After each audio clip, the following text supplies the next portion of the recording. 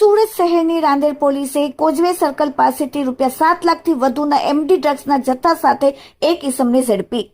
સુરત શહેરના Rander police station વિસ્તારના માણસો એનડીપીએસના લગતા ગુનાઓને શોધી કાઢવા માટે રાંદેર પોલીસની અલગ અલગની ટીમો એનડીપીએસના કેસો શોધી કાઢવા માટે પેટ્રોલિંગમાં હતી। ત્યારે અંગત બાતમીના આધારે તારીખ 6/7/2026ના રોજ રાંદેર પોલીસ સ્ટેશન વિસ્તારમાં આવેલ Surat new Rander road causeway સર્કલથી આશરે 50 મીટરના અંતરે જાહેર રોડ પરથી એનડીપીએસ મેફેડ્રોન ડ્રગ્સના જથ્થા સાથે એક આરોપીને ઝડપી પાડેલ છે। આરોપીનું નામ છે મોહમ્મદ જાવેદ અબ્દુલ મજીદ કુરેશી, ઉંમર 41, ધંધો આલુપુરીની લારી, રહેવાસી ગળ number 10 Qureshi apartment Rander bus station પાસે રાંદેર સુરત વાળો।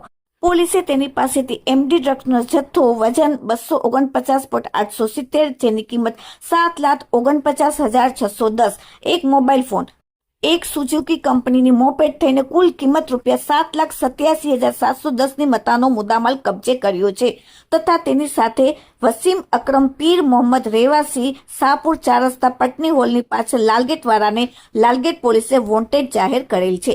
Bureau report, daily India TV, Surat.